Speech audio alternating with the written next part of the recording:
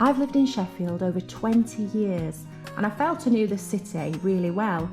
However, last week a friend of mine told me a story I'd never heard before. A story about Lizzie the elephant, a circus elephant who during World War I swapped her glamorous performing lifestyle for one of service. Obviously she didn't have much say in it.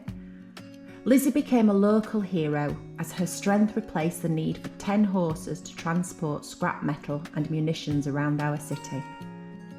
The fact I've never heard this story before made me think about all the other stories and places in this great city that I've never heard of or visited. So I've been doing a little bit of research and today I'm going to go and see some of them. Suddenly, the world I used to know, I see it differently. You woke me from a dream, now here's reality. Baby, baby, you are really hurting me. 'Cause every time you tell me I look good in bed, I'm doing fine. But nothing ever changes. And now I see, baby, you are hurting me. Hi everybody, welcome back. I am not far away from my first stop off. But before I get started, I just want to say a huge thank you for choosing to watch my video. Thanks for everybody who's already subscribed, and if you are not, please do, because it helps me out loads. Now, if you did watch my last video and you are interested in seeing the final stages of me making the blackberry liqueur creme de menthe, which I started, if you stay tuned to the end of this video, I will put that up there. I've just parked up on Stokeley Road, which runs adjacent to Ecclesall Road. Every time I come here, I always spot these beautiful Greek columns and like a gated entrance, and never have I really paid any attention as to what is behind them. Anyway, after looking into things over the last few days, I've now found out that it's the Sheffield General Cemetery. This is not the main entrance. The main entrance is just off Cemetery Road, which is a little bit further around the corner, but this is a little bit easier for me to get parked. Because I'm used to seeing it, it'll be nice for me to go in from this way. Now, the heavens opened when I was driving down. It's still spotting, but I think I've made a bit of a faux pas because I've brought the dog with me. I thought it was an opportunity to kill two birds with one stone, a little bit of vlogging, a little bit of dog walking. But now I'm thinking GoPro, umbrella, dog. I do need to sprout a third arm, so it's going to be interesting to see how that goes. I'm gonna have to forget one of them, aren't I? And I don't think it's going to be the dog. Hello. Are you just passing through? I'm passing through. Do you know, I've never ever been in, so I thought I would come and have a look round. Excellent. Yeah, So, yeah. Well, there's an exhibition on today. Is there? I would give you a leaflet, but I've run out. You've run out. Don't worry. If you just follow the road up, yeah, and it sort of bends round and then come to our little crossroads. Okay. If you turn right there, you should see a big chapel, and there's an exhibition there about people in different parts of the world that are buried here, and there's a cafe open. Oh wow! Oh, picked the right day then, yeah, haven't I? indeed, yeah. Thank you so All much. right, Bye bye. Thank you. I will do. Yeah. So when I have parked there in the past, it's always been really overgrown and looking a bit shabby, to be fair, so I didn't have high expectations. These are the catacombs.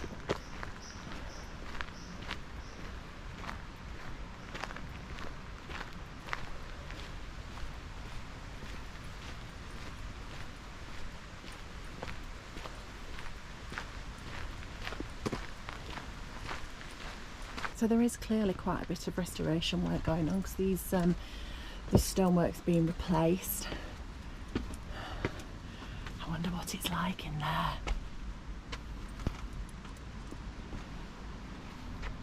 And this is a stone circle, which there is some details about, and we will go down and have a look.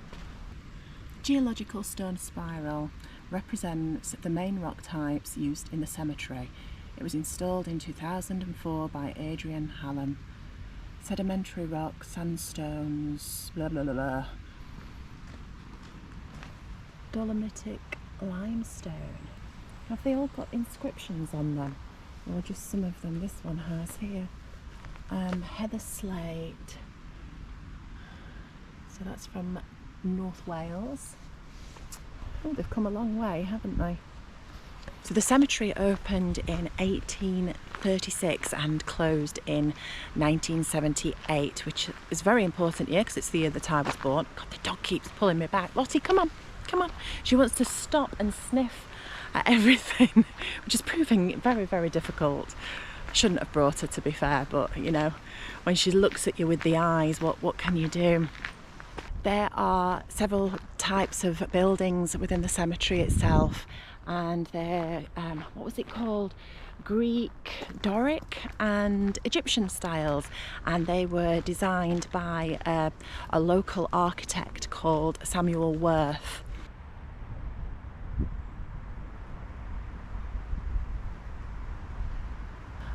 This was the principal cemetery in Victorian Sheffield, and in total I believe there was about 87,000 people buried here. That's a lot of dead people. So these men and women died in the service of their country and lie buried in Sheffield General Cemetery. Such a shame.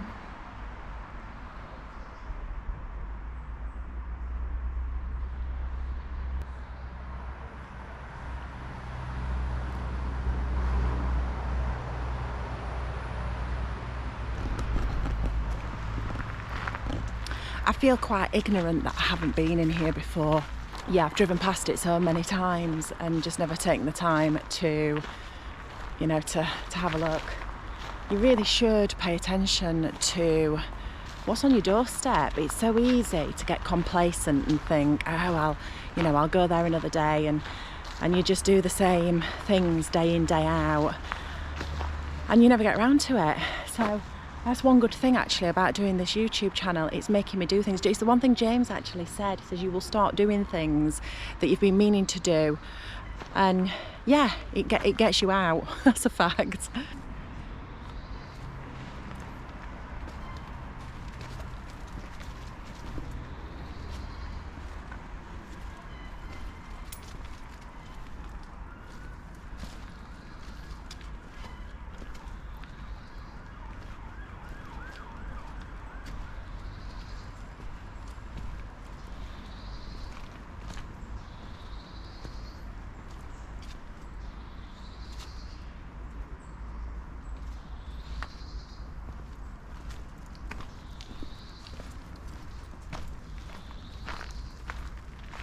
Still so much of it overgrown.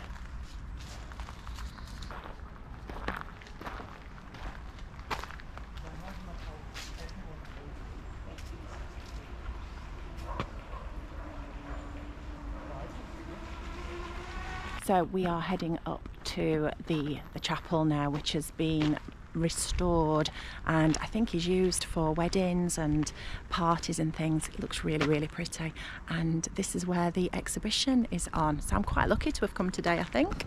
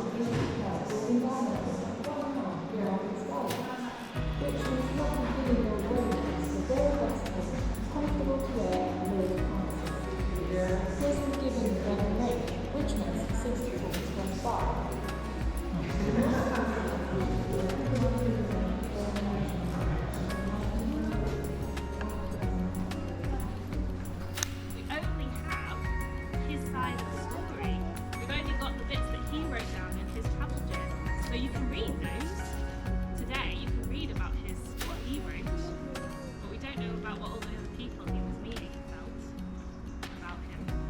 So the lady who I just stopped and listened to momentarily, she was talking about a guy called George Bennett, and that was his memorial just behind her.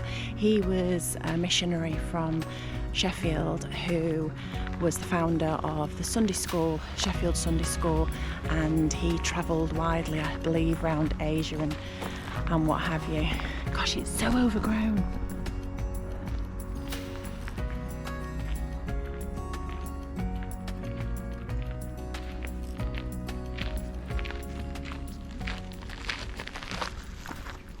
This was the original cemetery office. Look at the detail. How lovely.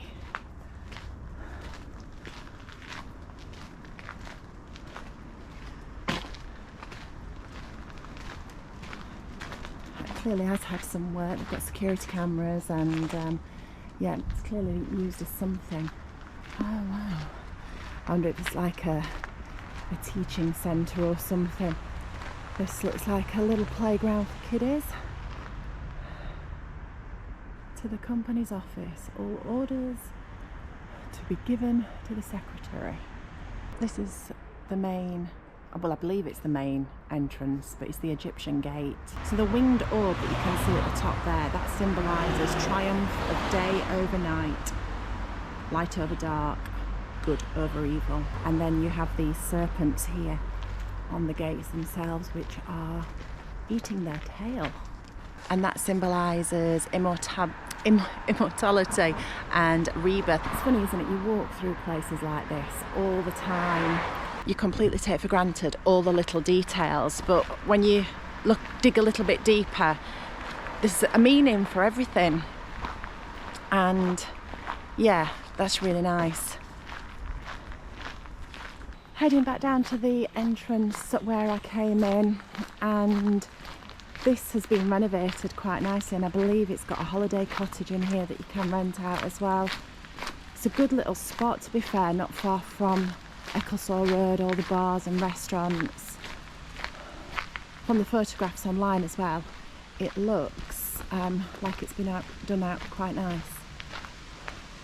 Back in the car, I didn't really need my umbrella after all. It's a little bit damp, as you can tell by the bad hair, but hey ho.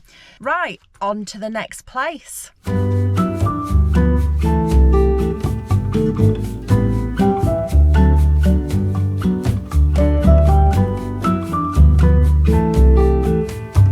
Item number 2 that I have never seen before in Sheffield. I've come to the Diamond. Now, I've not come specifically to look at the Diamond building, although I think it did create a little bit of controversy when it was built, because it's quite a unique looking building. I personally think it's really lovely and quite a statement.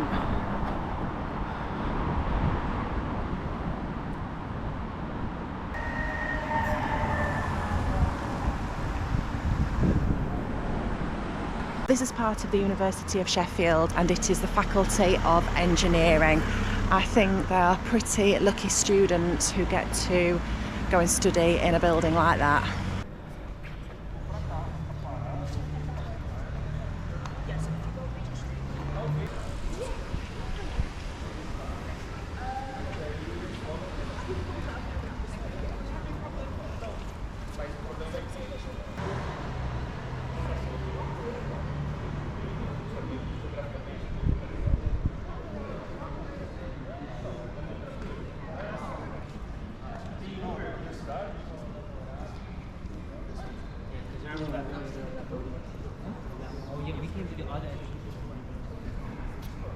Okay, so why have I shown you Alan the peregrine? Because up until me doing research for this vlog, I was completely unaware, and I can't believe it. I think I'm the only person in Sheffield that was unaware of this, but we've got nesting peregrine falcons, and there is actually a 24-hour live cam on them. Now, when I found this out, I literally had a quick look at the camera, and I was glued. I was utterly glued to it, so I've turned into a bit of a twitcher now. But yeah, IKEA, when they opened their new store in Sheffield a few years back now, to commemorate this opening, they commissioned Jason Heppenstall make a sculpture of a peregrine falcon. You probably read this on the plaque underneath the sculpture that I showed, but it is made out of the Allen keys, hence the name Allen Peregrine. But yeah, I think every household in the UK has got one of these Allen keys, haven't they? So it's quite apt, I do think. But yes, 17,000 Allen keys it took to make that lovely sculpture. Now, I'm just coming up to the church tower of St George's. And this is straight across the road from the Diamond where Alan is now housed. Originally he was down at the railway station, but they wanted to move him permanently up here, and he's kind of sat in the shadow of our very own peregrine falcons. So if you look right at the top of the tower there, just to the left of centre, you might see a little platform with cameras and lights and things. Again, I feel completely ignorant that I didn't know this up until recently. My son is slightly obsessed with peregrine falcons. He loves using his fact that they are the fastest creature on the earth. I've not picked a very good weekend to do this because there's loads happening. I mean, it was obviously great at the cemetery because, you know, there was the exhibition and what have you. It's my intention now to go into the Botanical Gardens, and this weekend it's Art in the Park, which is a ticketed event, so I've had to buy a ticket, which you don't normally have to do. I mean, it's not the end of the world. It's cost £7, and I'm sure it'll actually be nice to have a quick look. Obviously, I've been to the Botanical Gardens many times. However, there's a part of it that I haven't seen, so that's the bit that I'm going to go and have a look at today. I have never seen the bear pit, and that is what I'm going to go and have a look at, if I can find it.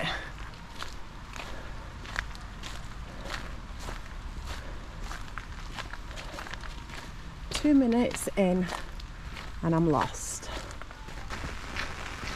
I have never ever ventured around this area before. Yeah, generally when I come to the park, it's usually for an event, like today to be fair. So yeah, you don't really, you always stick to the main paths, and there's a lot more to it than what initially meets the eye. Well, I've literally just done a right route march. I've walked halfway around the park and not been able to find it, and then I've had the good sense to download a map, and yeah, it was pretty much back where I started. So I finally found it, and I'm not surprised I haven't seen it before because it is tucked away, to be fair, and it's hidden by lots of trees and bushes. In 1835, the Bear Pit opened, hoping to wow visitors with its exotic resident Bruin the Bear, who lived here in this hole for 20 years until his death. Bruin was often labelled boring by visitors as he failed to perform for the passers-by. Following his death in 1855, he was replaced with 2 brown bears. However, after many complaints about the foul stench and how the bears were no longer in keeping with the gardens, it was decided the Bear Pit would become a vinery. No one knows the exact fate of the 2 bears, or when the pit did actually close. However, in 1859 an advert appeared in the local newspaper offering 2 bears for sale. Today a 2.5 metre steel bear stands here. It breaks my heart to imagine such majestic creatures were subjected to a life confined to a pit, purely in the name of entertainment.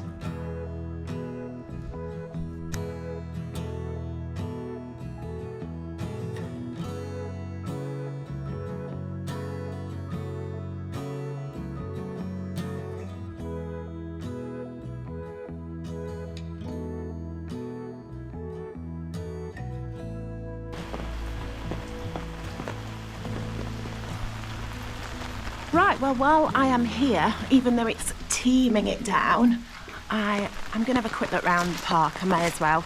I am looking for some artwork for my lounge, so you never know what I might find.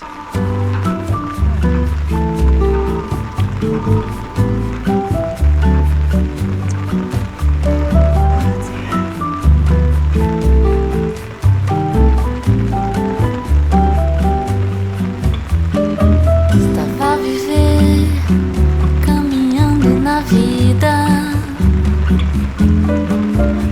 sempre chorando por uma nova ferida. Mas como até que de mato nasce uma flor, muitas vezes é da dor que vem o amor. Eu que pensava que era um engano, olho seus olhos de luz e vejo um anjo. Esqueci dos tropeços, esqueci das caídas em noites perdidas. Vou encontrar o meu lar. Foi do seu sorriso que encontrei a paz. Alguém que preciso pra não olhar mais pra trás. Foi do seu sorriso que encontrei a paz. Alguém que preciso pra não olhar mais pra trás.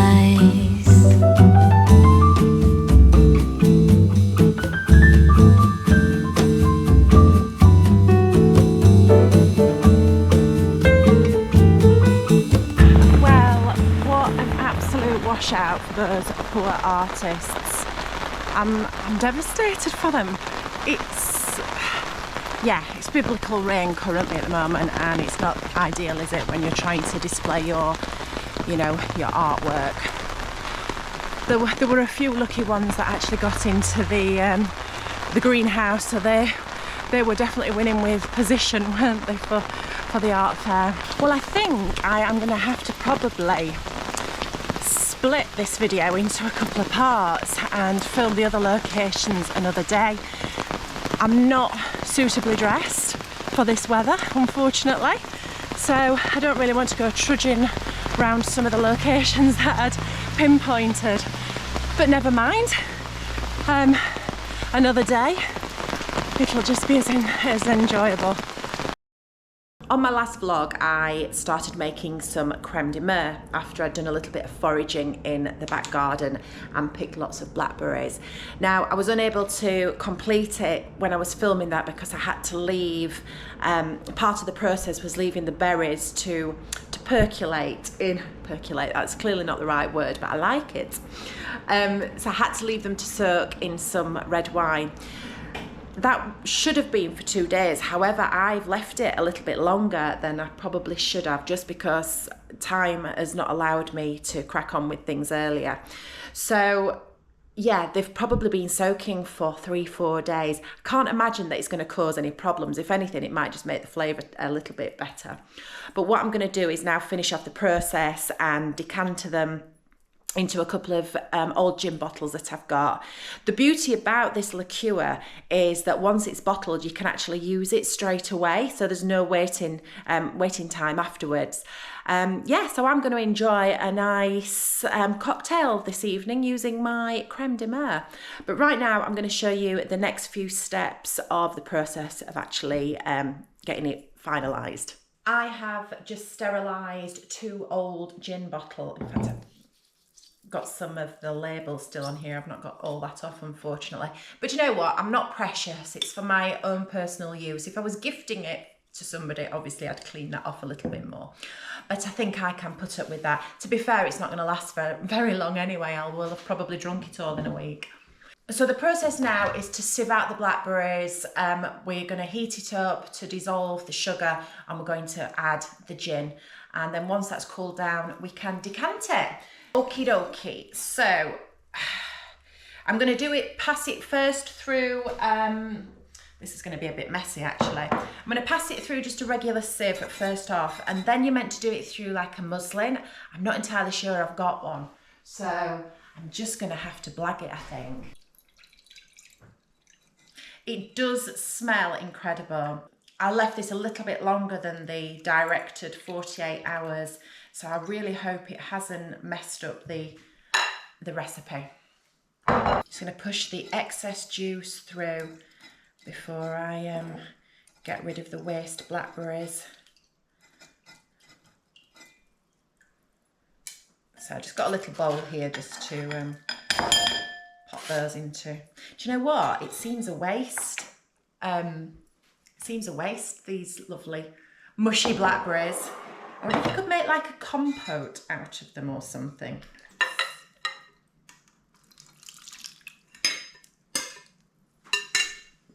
Well, I've made a right old mess, as expected.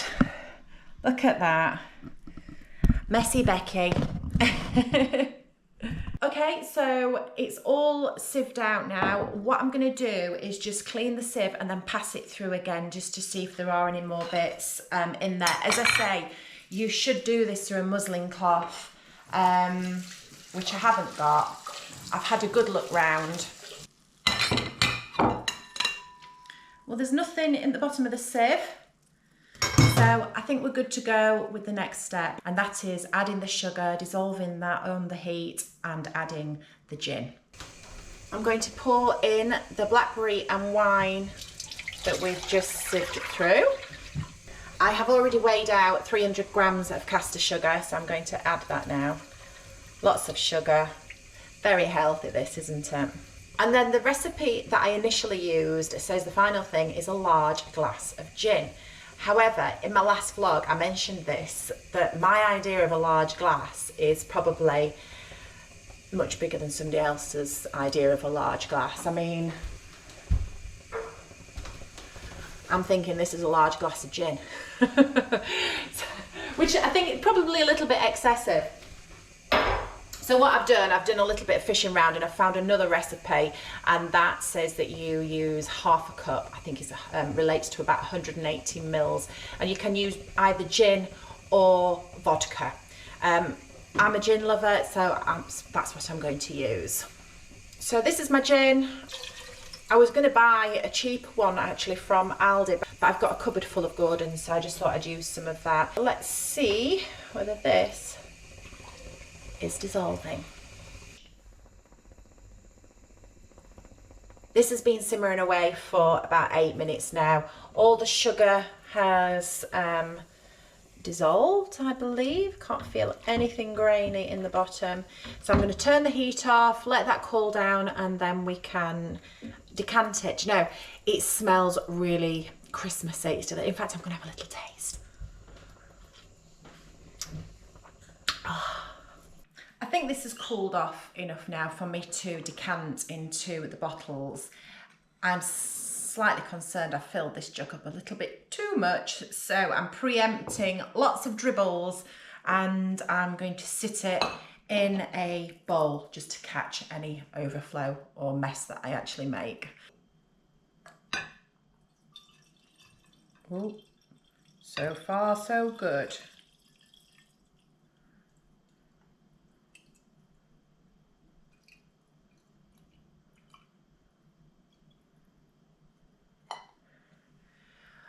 Bottle number 1.